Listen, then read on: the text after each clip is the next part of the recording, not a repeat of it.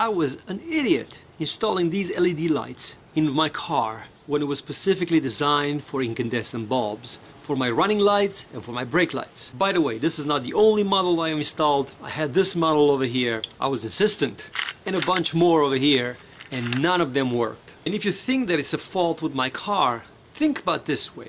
This is the easiest and the cheapest car as far as the electronics goes that you could find on the market. It's a Toyota Yaris. It's not a BMW, it's not an Audi that you could really screw it up if the onboard computer doesn't like you because you install these instead of these. It all started with my cruise control not working properly on the car, and I didn't know why. Also, going to work one morning, my boss is driving behind me and is telling me that my car is completely blind behind, and I've just realized at that point that I was riding without lights for about a week.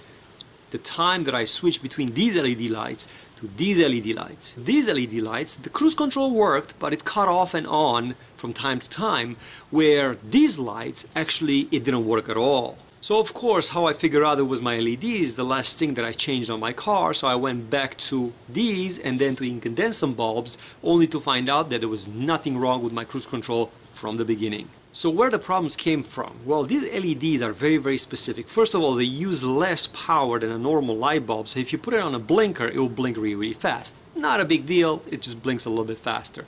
But if you put it as a brake light and a running light, what happens is that this affects each other from the left side of the car to the right side of the car because they are directional. Not to mention that you have the center light over here in the middle, which also I had an LED on it, which kind of like stayed on and came off and came on, and was kind of like a feedback loop in the system that was kind of like fishy from the beginning. I should have not continued, but I was blind to it. So I'm driving the car for a week with the lights kind of like coming on and off wherever they wanted, and also they affected the way that my trailer worked behind my car, and I've cut all the wires on my trailer trying to figure out why the hell the lights on the trailer don't work when it was the LED lights that were causing something in the electrical system or in the computer for the lights to not work. Now this car is not controlled by the computer, and therefore it should be very, very straightforward, right? You just plug these things in and it should work just fine. It's just two wires coming in, one is positive, one is negative, problem solved. Well, in my case it was just a big nightmare scenario, and I could have been dead or somebody could have just hit me in the back of the car because my lights were not working. So when I'm making this video, what I'm trying to give you is a fair warning. If you're thinking about getting LED lights for your car, a car that was not designed for the LED lights, yes, the installation is very, very, very easy. Don't do it. But if somebody would have told me about the risk that I'm taking for these lights sometimes to work and sometimes not to work, because you don't see the back of your car when you install them, it looks good for the first 5 minutes, I would have never done it. And I didn't buy LEDs because I wanted to be fancy. It just happened when I've done a search on Amazon or eBay, they came out cheaper than the incandescent bulb. So I said, you know what, how bad can it be? They're brighter, they're cheaper, it must be better.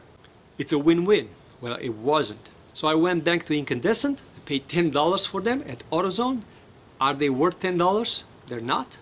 But all my problems went away. Cruise control works, trailer lights work, left and right works, blinker works, middle light works, everything works. At the bottom of the video, in the comment section, share your experience. Let me know what kind of experience you had with it, because some people swear by them, but this is the second or the third set that I had issues with, and I am just about done. And before you blame my car, remember, it's a very, very simple wiring, just two wires coming from the front going to the back, no onboard computer to control it, no onboard computer to read the resistance to tell me that my light bulb went out. There's nothing fancy about this car. Just didn't like him at all. Thanks for watching. Crazy Romanian, out.